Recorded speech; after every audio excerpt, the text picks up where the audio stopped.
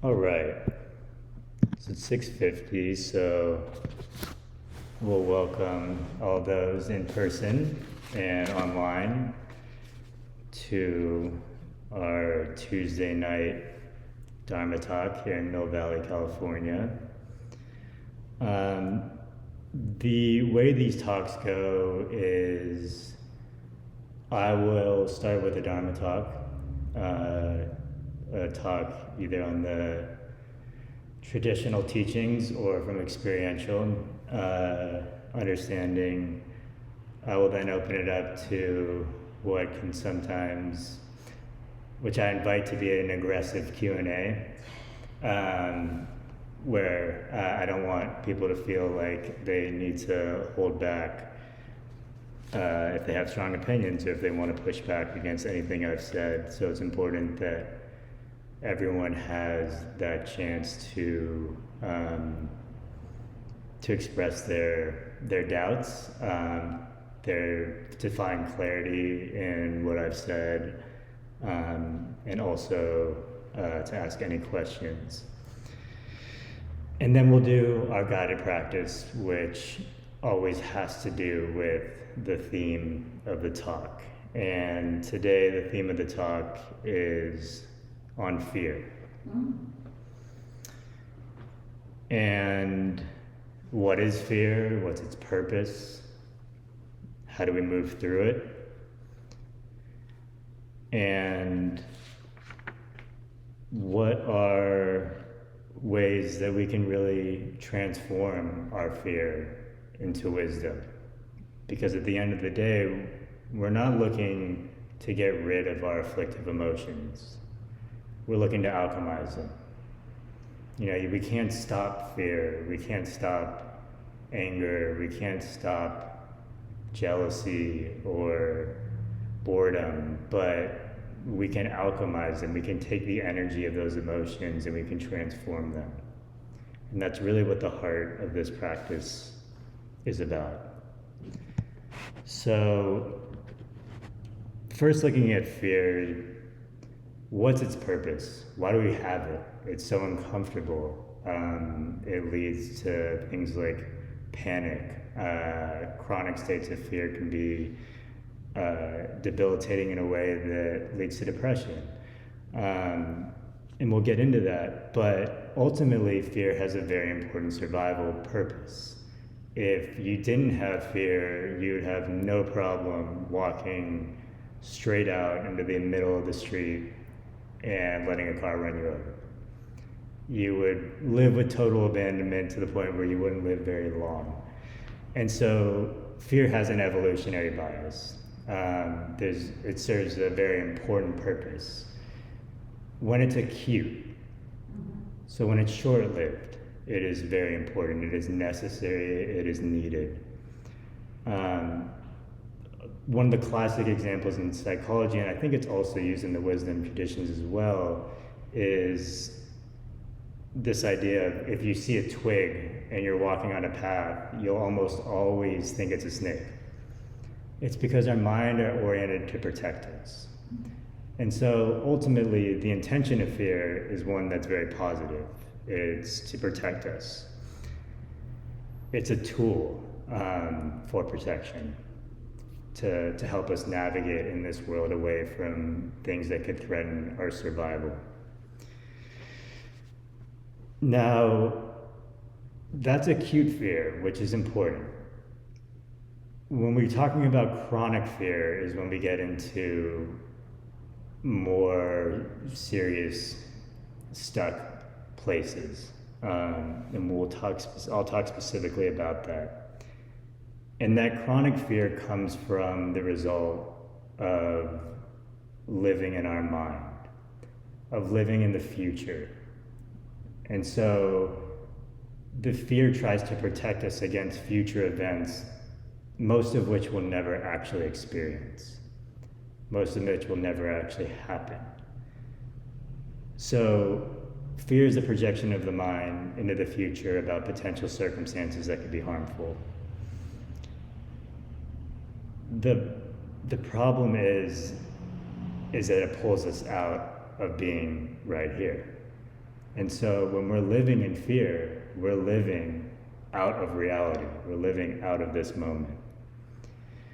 So it's always about what could happen, and it's never about what is. And Jaggi Vasudev talks a lot about it. One of my favorite quotes he says is, fear is always about that which does not exist. When you suffer the non-existential, when you suffer that which does not exist, we call that insanity. So we're hallucinating and we're suffering our hallucinations. And in many ways, as a collective society, we're walking around with different levels of socially acceptable insanity. And I know that sounds strange, but it's a strange world. And strange things come from living from that place. Strange circumstances arise in the world from living from that place. So, common current day fears, I think a lot of people are starting to feel the upcoming election in 2024, the pace at which AI is moving and how quickly things can potentially get out of control there. Just the systems of our world are not as reliable as they once were. They're not as stable. And I think people are really starting to feel the shakiness of that. On an individual level, it can be as simple as fear of failure, our fear of our health waning, fear of emotions, fear of grief, and the always popular fear of fear. And then there's the real underlying fear of death, which is ultimately what fear's purpose is, which is to protect us from that, correct? And so it's a survival purpose. So I had a teacher who once explained it like this. So here's our full being. And really what fear is about, and what fear does, is it makes us turn away from things. It makes us avoid things. It makes our world very small. And so as a full being, here we are, right? But over time, okay, I've had bad relationships, so I'm afraid of getting in a relationship, so we close that down. Or I don't like going out with a bunch of people because I'm afraid that I'll say something stupid or that people won't like me. There we go for this one. Or I'm afraid of pursuing an entrepreneurial venture that I think is really core to me. And so there goes that one. Or I'm afraid of calling a friend who I've been, at distance with. There's another one. And we turn away and we turn away and we turn away until we really have nothing left. And we're a shell of our full possibility. We've closed all the way down. And the opposite of that, again, is the opening back to our full aliveness, is to freedom, is to looking at, first of all, what is the opposite of fear? It's that unbounded aliveness that's free and vibrant. There's an ease to it. It has a quality of loving power. So not power over, but power that comes from the inside out. And when fear becomes chronic, aliveness turns into chronic fatigue. Freedom becomes a sense of being restricted. Ease becomes tension, and loving power turns into avoidance, often avoidance of rejection or abandonment. And so the most obvious question is, how do we overcome it? So first, just looking at the mechanics of fear, we know that it's a projection.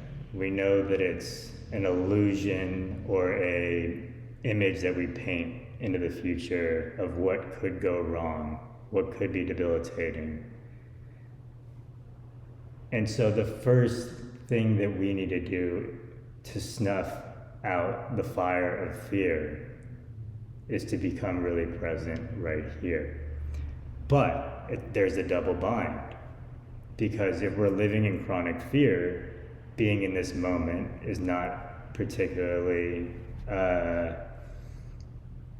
pleasant, and so, yeah, exactly. So, people can say be in this moment, sure, but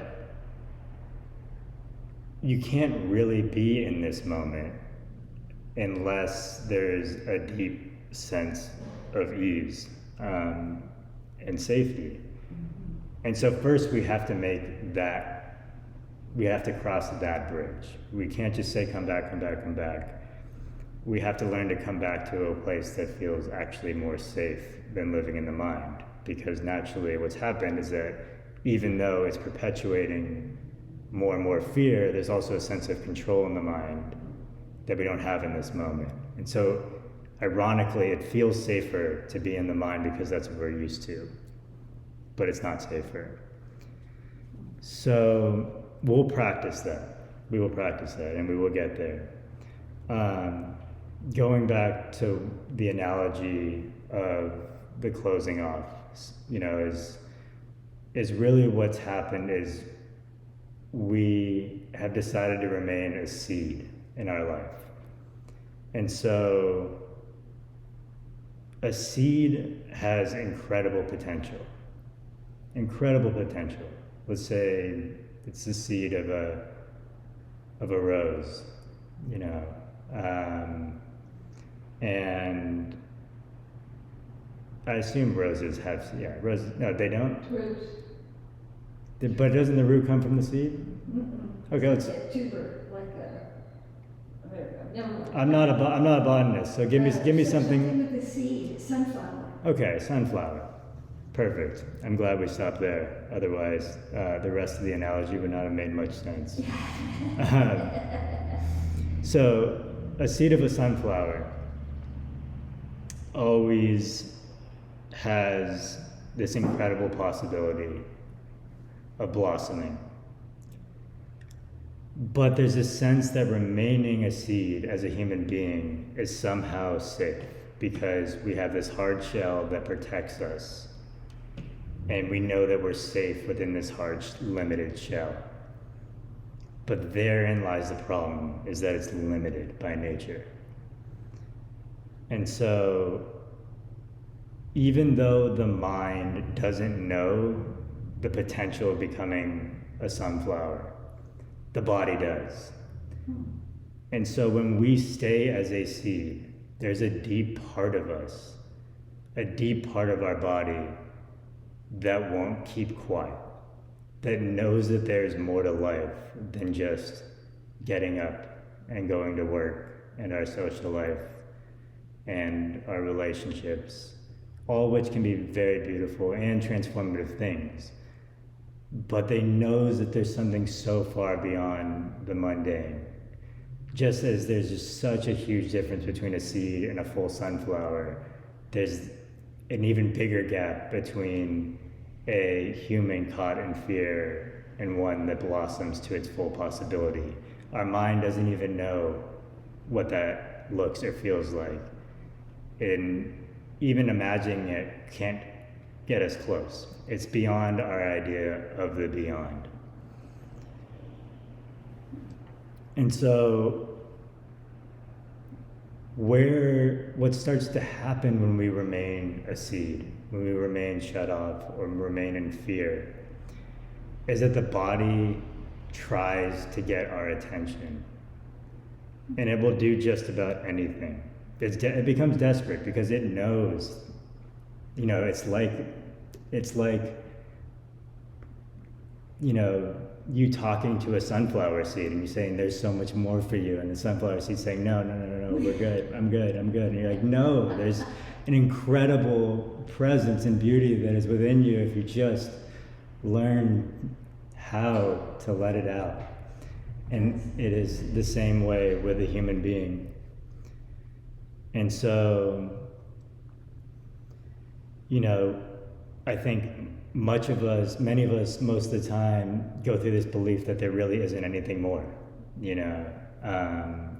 because it's not experienced day to day, because we're kind of trapped in this bubble, in this encasing. In this encasing of avoidance or fear, or however you want to explain it. So the body does whatever it can, just like we were knocking at the door of the seed. The body does whatever it can to get our attention. In some ways, it will go to extreme lengths. It will give us extreme anxiety.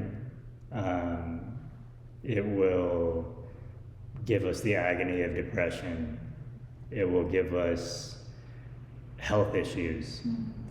To try and say,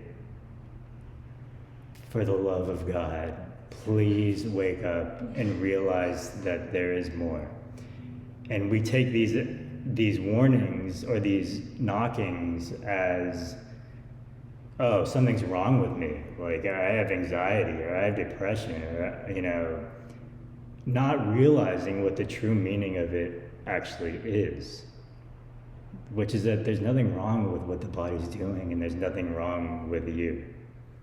There never was. It's the body properly functioning. We just never were given the proper context of what's going on here. And so we try to suppress or change or fix when it's really just trying to get us to get back into our alignment.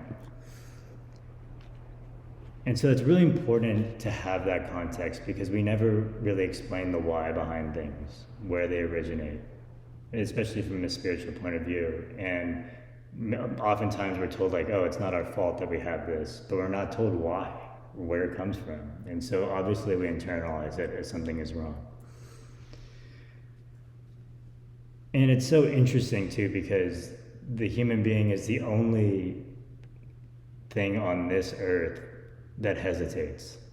Nothing else hesitates. Everything else, including the sunflower seed, is always going for it. All out, everything it has, in some ways that are beautifully tragic. Like a bird who has its wings clipped but is still trying to fly. Or a sick tree that doesn't get enough sunlight but is still reaching and contorting and trying to find its place towards the sun. Everything in life is full out going for it. It's only the human that hesitates. Always found that fascinating. That it's really that evolutionary impulse that is alive in everything else that we are somehow able to suppress in the name of self-preservation, in the name of a misguided type of survival. So what we need to do is create the proper conditions for the seed of our heart, for the seed of our soul to blossom. In the same way that, if you get the soil and the sun and the water done properly, the seed will blossom. It will just happen. And it starts with grounding. It starts with a grounding practice in this moment in a way that feels safe. And so for me, that's never been the breath. The breath takes me into the parts of the body that are painful. And so for me, the grounding practice never was the safe zone to come back to. It's always been allowing myself to relax into the support that's underneath, which is the guided meditation that I often teach, because it's always neutral. The ground doesn't have any positive or negative, but it's bringing this awareness to the fact that we're supported in this moment, and that relaxing into that support, whether it be the ground beneath our feet, or if we're sitting beneath our butt, or if we're laying beneath our body, we can always come back to this moment right there and find that space of ease and let the ground come up and rise to meet us. And once we've gone grounded, because what grounding does, it then allows the nervous system to calm down so that we can have clarity. And from that place of clarity, then we can start to manage the soil. And so we've rooted the first part, the root. We've rooted. And you can spend your entire life doing the grounding practice and evolve incredibly just from that. But then from grounding, we also want to get the soil right. And so so that has to do with the environment. That has to do with the nutrients and the chemistry.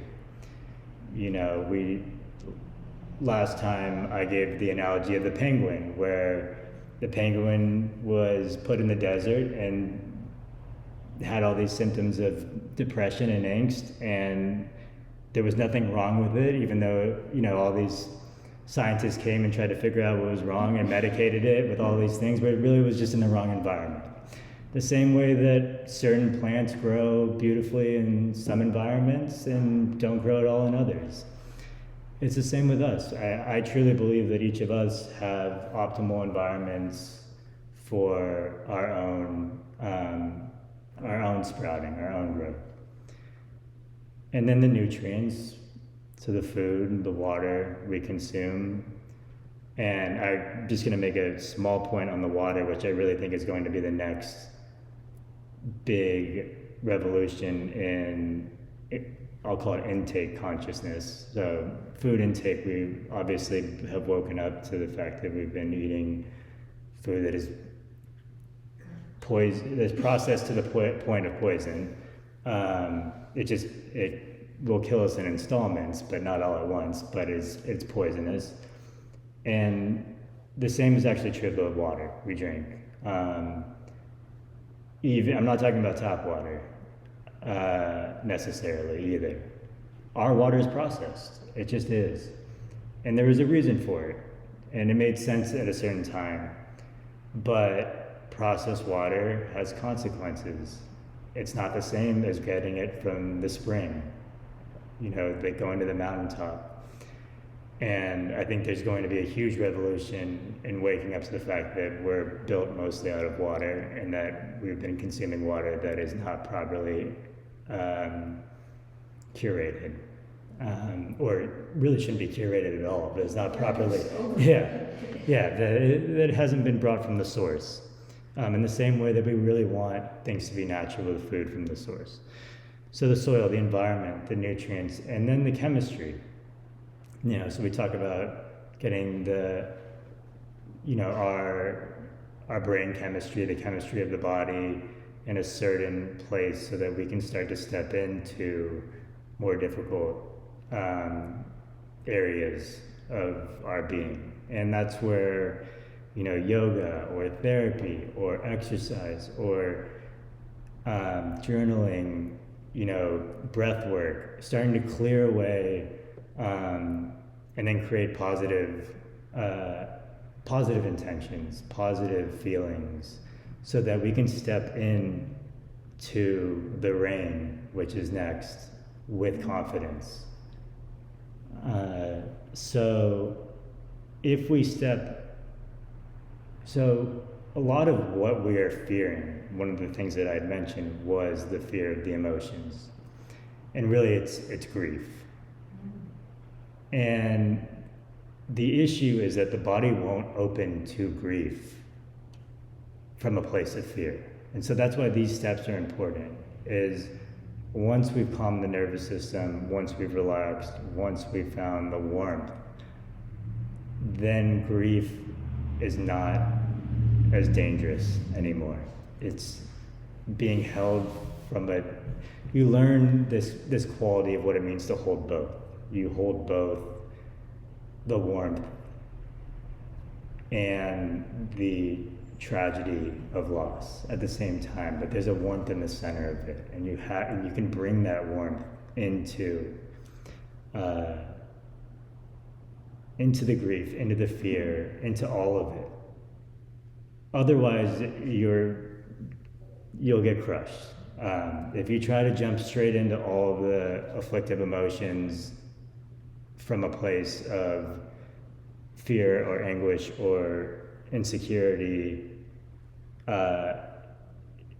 it's not going to be pleasant. It doesn't mean it can't work. I'm sure that there are people who have. I mean, Eckhart Tolle is a classic example of someone who awoke out of anguish and just horrid anguish. And so there can be a case made for that, but I would prefer for people to not have to go through that. For people to be resourced as they go into clearing away some of the debris, some of the parts of ourselves that no longer serve us.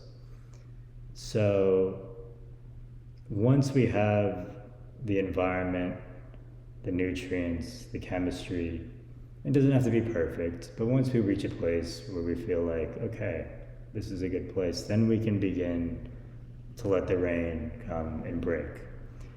And it wash away the parts of ourselves that we don't need anymore, that are stuck in our body, that are holding us back, these belief systems about who we are and who we should be, and if we're not this person, then people are going to think this of us, and if we are this person, people think this of that of us, and all of these things that ultimately arise out of unconscious insecurity that we really organize our entire lives around when we're not conscious. I don't think we have any understanding how much of our life is actually organized around fear. And how much it begins to change dramatically when it's organized around warmth and love. Because life comes down to meet us in ways that we cannot expect or comprehend. So that confidence, that warmth gives us the ability to break open. And then from that place, we're ready to reach for the sun. We've gone through it. You know, it's kind of like the hero's journey. You've gone out, you've readied yourself, you've prepared yourself for, I don't know, pass the ball and the Grail legend had to rescue the maiden, or, you know, whatever the hero's journey is, which is really to face the shadow, you know. We've readied ourselves through grounding, through getting the soil, our environment, our soil right. And we've broken open from that place. We've broken open into more warmth, to the place where we can really start to sprout and reach for the sun, because there's no more hesitation anymore. There's nothing that stands in our way. That's a good analogy. Thank you. Good. And so, and we may have to repeat this process many times, but it's really grounding, nutrients, environment, readying ourselves for the journey, facing, and then blossoming. And, you know, I think I'll even look back at, you know, high school and college and think,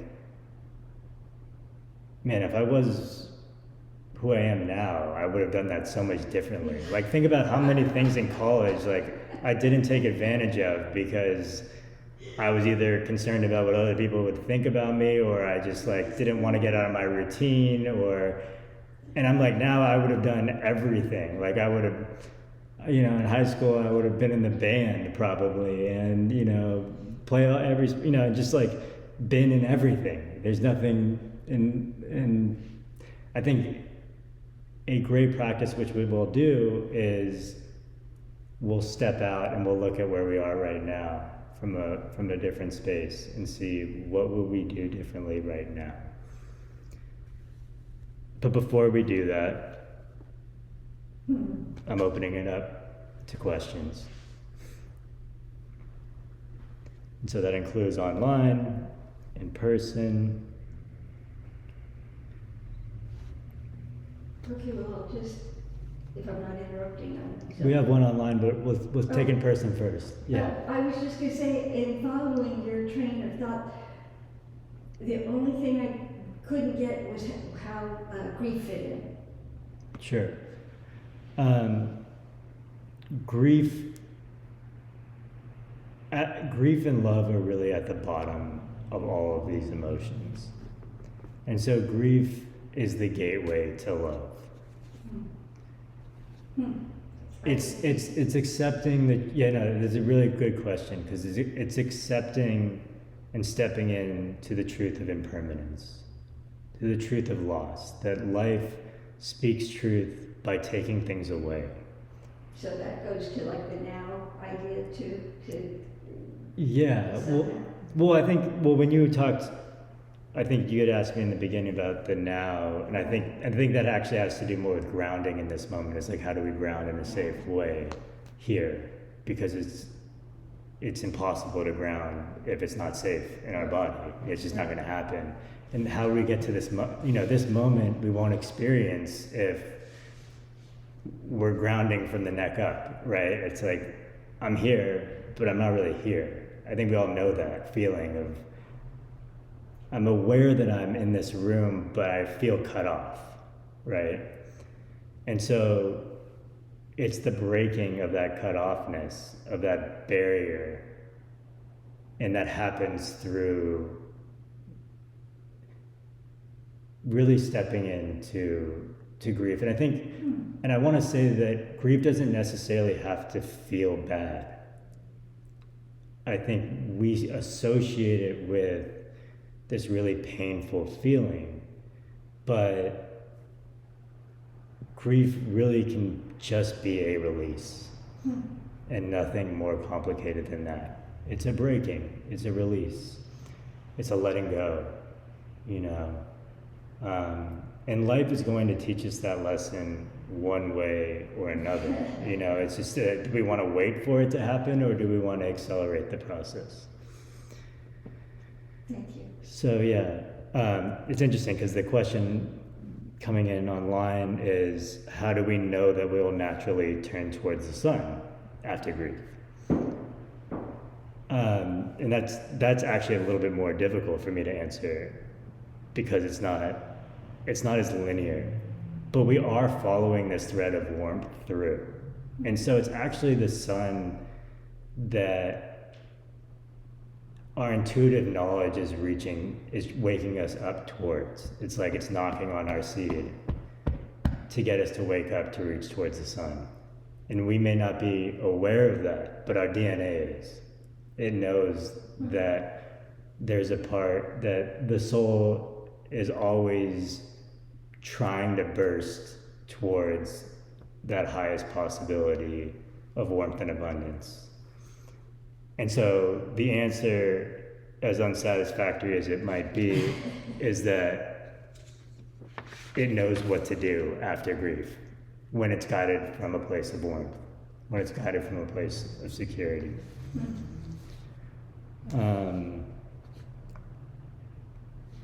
The other question is, are there other grounding practices other than relaxing into what's underneath it? I've tried that, and I have difficulty with it.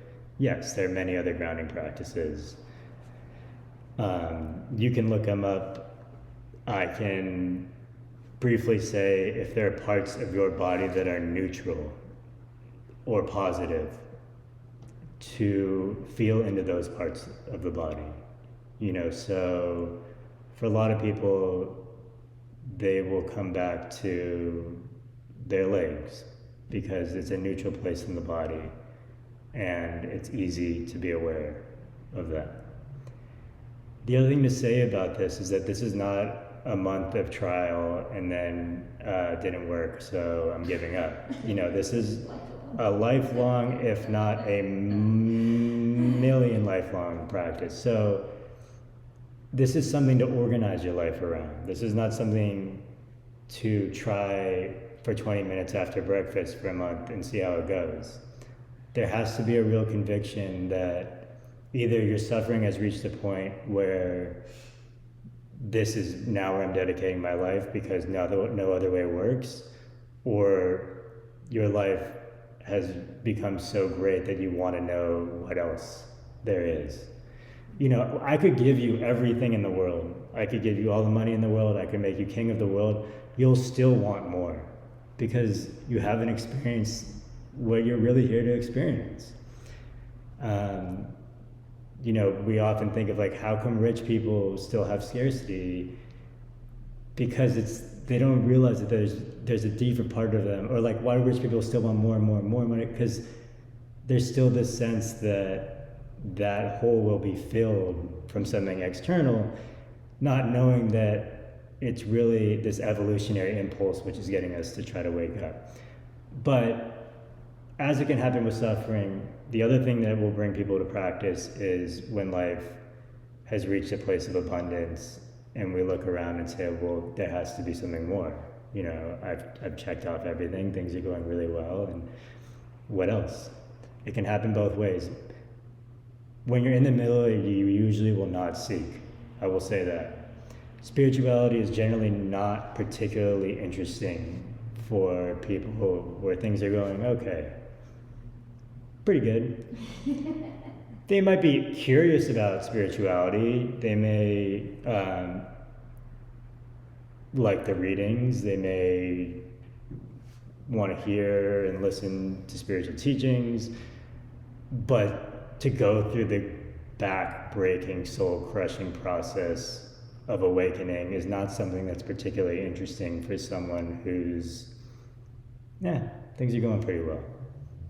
Or things are going not great, but it's all right. Either deep suffering or deep joy will bring us to a place where we're willing to go through whatever it takes to get to the other side. And it was like that analogy with being in jail, right? It's, if you can build a tunnel to get out of jail, it doesn't matter what is in that tunnel, what nastiness is in that tunnel. Freedom's on the other side, and the suffering of jail, there's just no questioning it. You're going for it, regardless of what's in that tunnel, because you're done suffering in the misery of jail, in the confines of jail. And in some ways, it's the same where we create our own jail of the mind to the point where we're done and we will do whatever it takes to reach towards the sun. We just need a method. That's all it is. It's just someone to point us in the direction, and the willingness is there. So, let's see. I thought there was one other question online. Oh, hold on, let me scroll up. Okay, so someone's talking about chronic fatigue that they have, that I'm always tired, and why does fear turn into fatigue?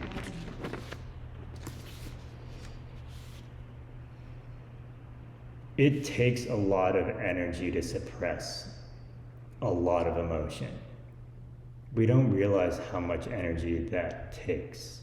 That when we're holding ourselves back, there's energy involved in that. When we're free and allowing things to flow, there's aliveness.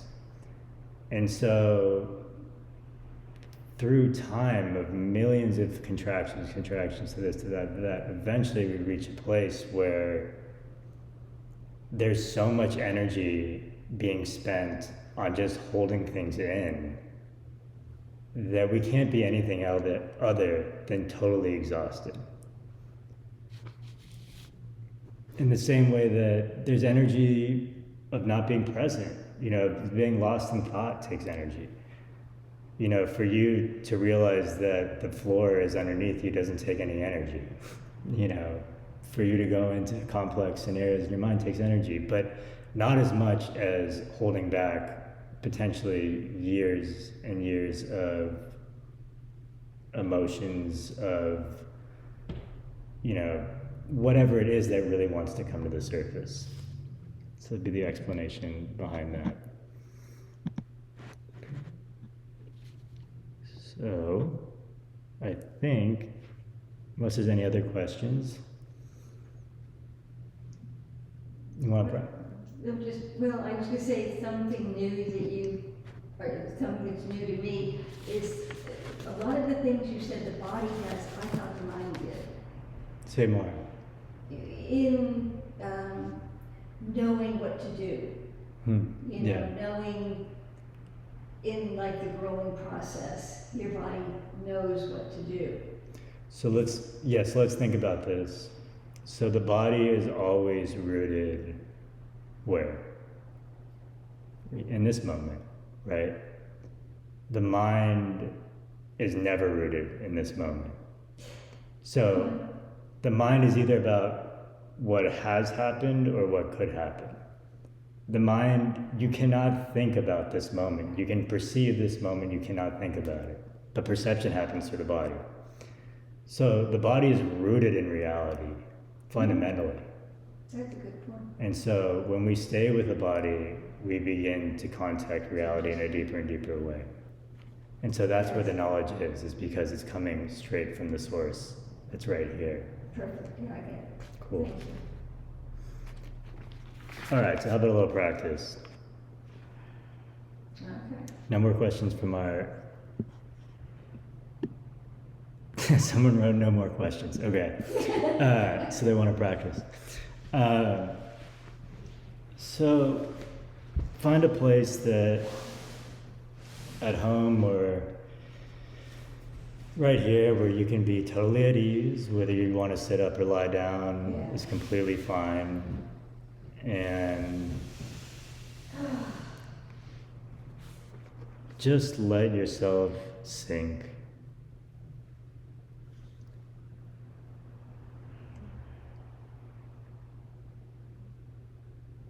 And so if we're rooting into the ground,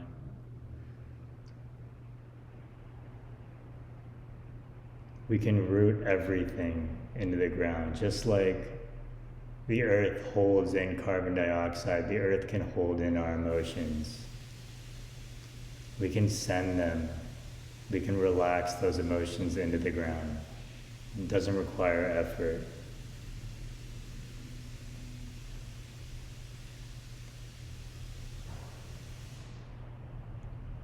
Noticing any areas of tension. And we're really just going to melt.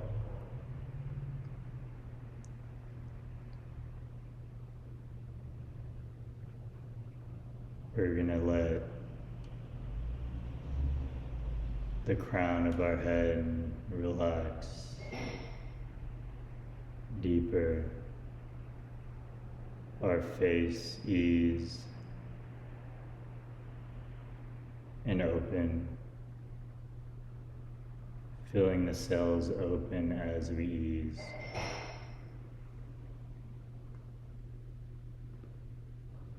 Just relaxing deeper.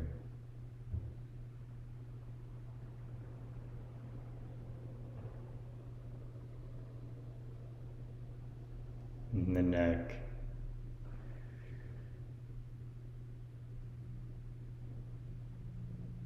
Where we speak our truth. The throat chakra,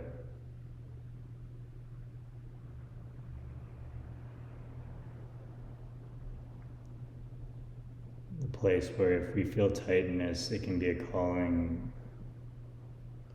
for us to practice either through writing down or through words, speaking just what is true.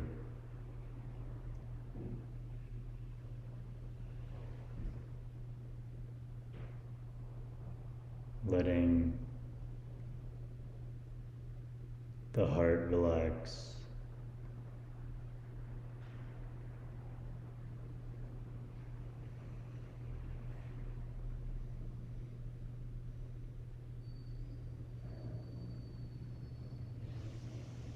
Maybe imagining the heart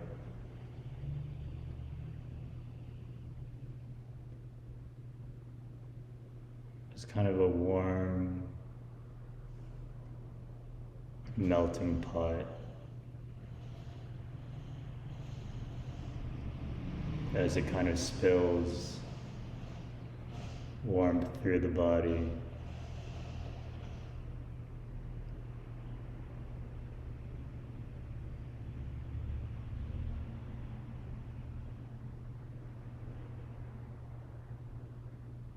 our stomach where we hold a lot of tension.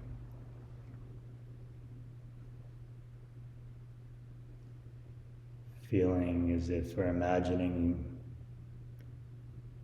the bands that contract our belly begin to break or loosen.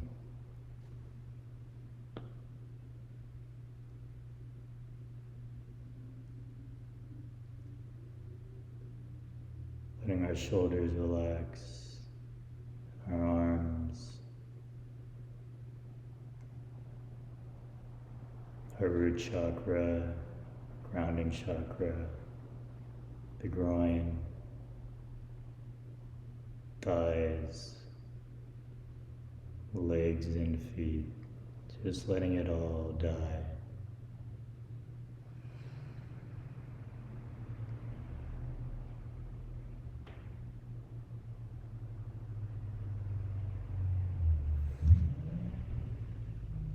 Now I want you to imagine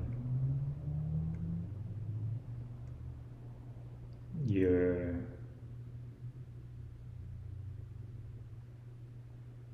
at home, surrounded by loved ones or alone, but at peace.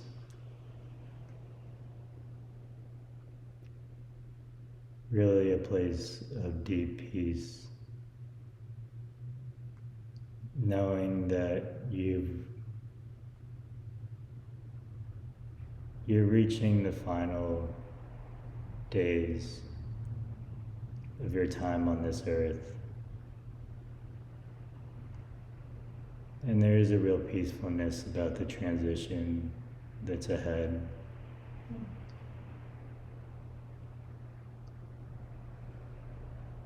Knowing that you're going to be taken care of, that finally it will make sense. And there's no rush to get there, but there is a peace.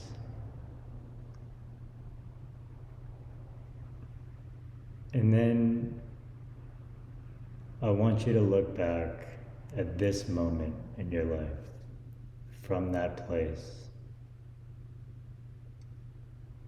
So you're reflecting on your life and you come to this moment and you survey what you're doing with your life.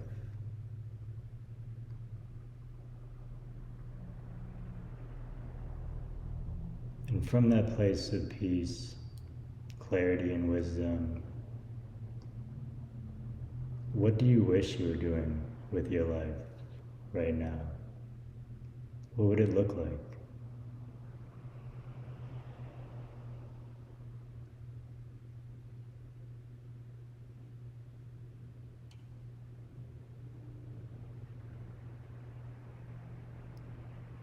Would you take more risks?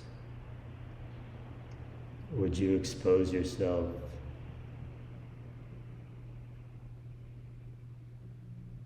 to more environments, more people, places?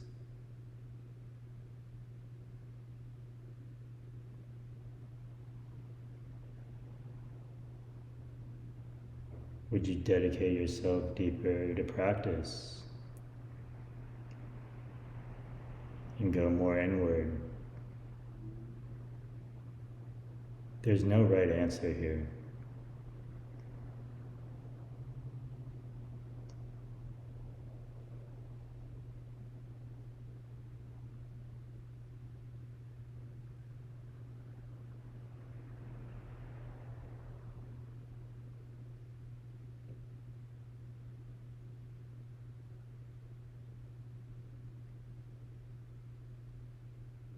What would a life of fearlessness look like?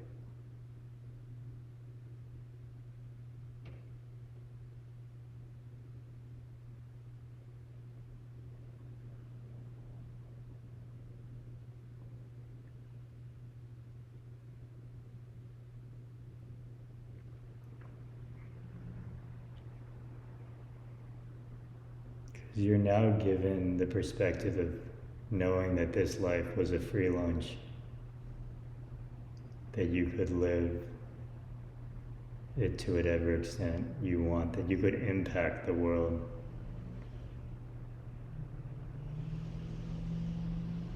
Or not, depending on what you truly feel called to do.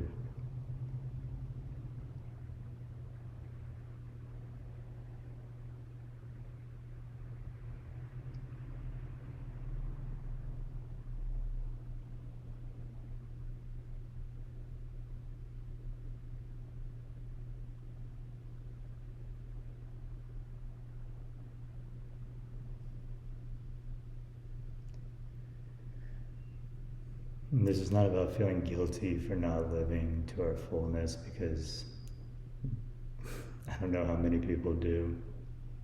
Very, very few. But it's a practice that trains the mind to look for it.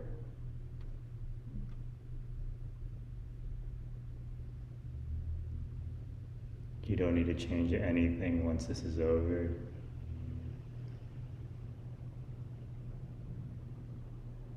But here you are looking down at this circumstance in this world.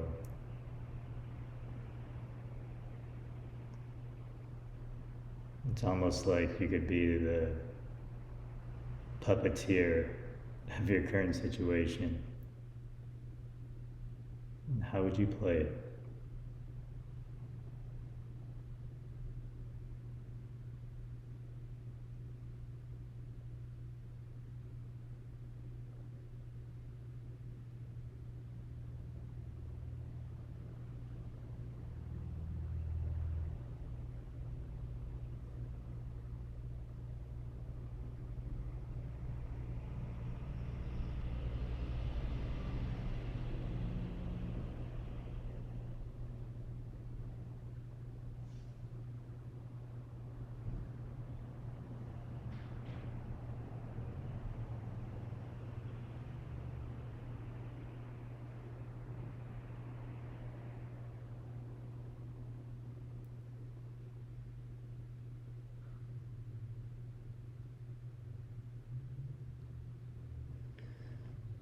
Underneath the fear, underneath the drama, there is warmth for everyone.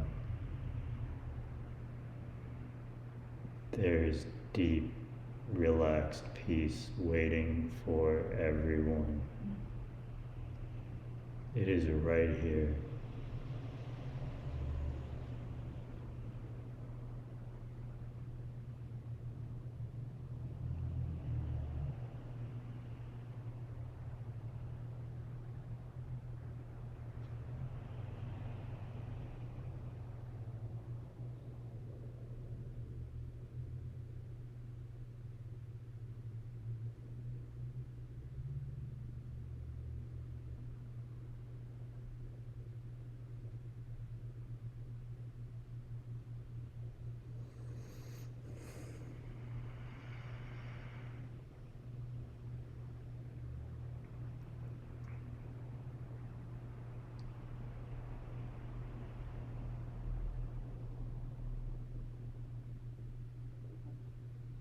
Can we be like every other living thing in this world and really go for it?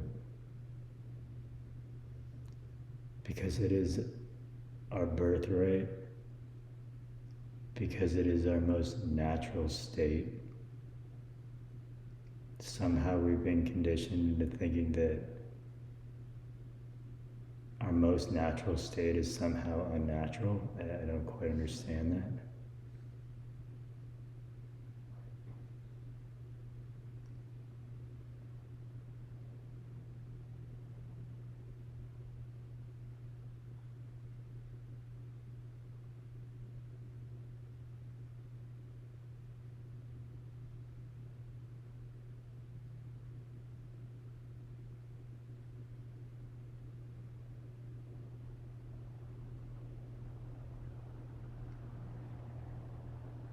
have full permission to blossom in an absolute way in this world.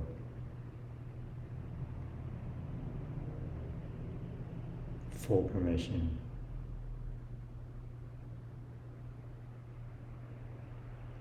You fall back and the heart blossoms open.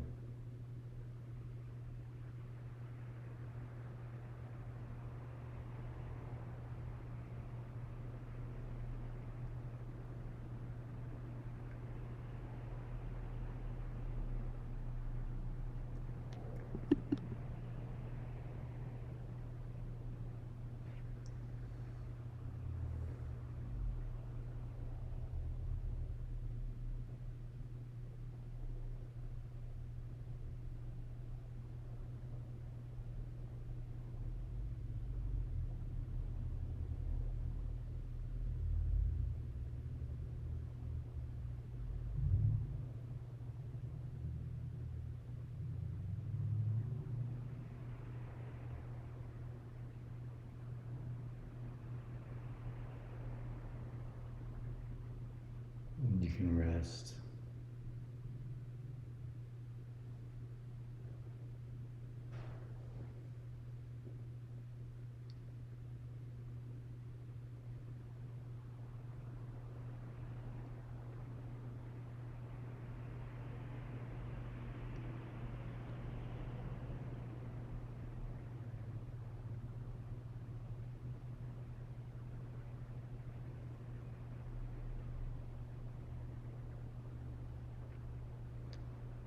So the one practice I want people to take home online, for those who joined us in person today,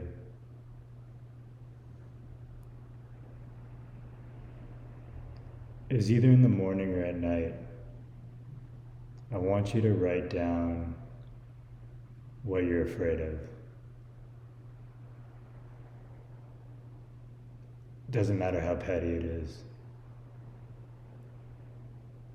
Write down what you're afraid of. And then next to it, write down what the opposite of that looks like.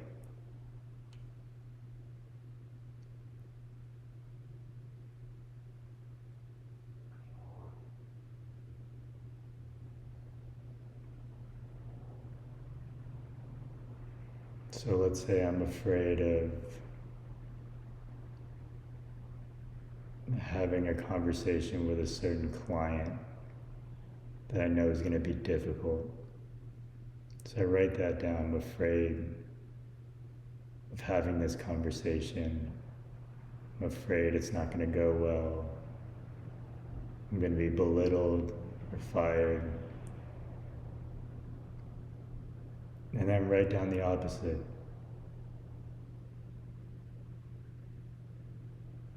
I'm going to go into this with total trust, with the confidence that comes with being relaxed and knowing that life is always on my side. And the person on the other side of the screen will know, will sense that relaxed confidence.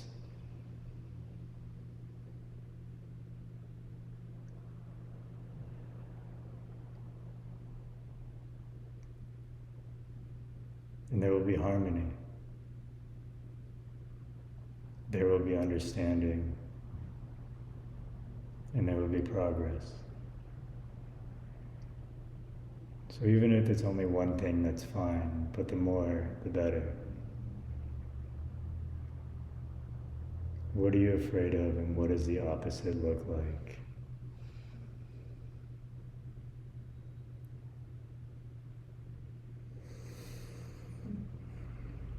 And now take your own time. Take your own time. You can slowly sit up.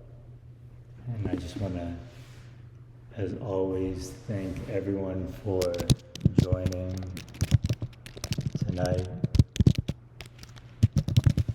both online and in person. So have a good evening.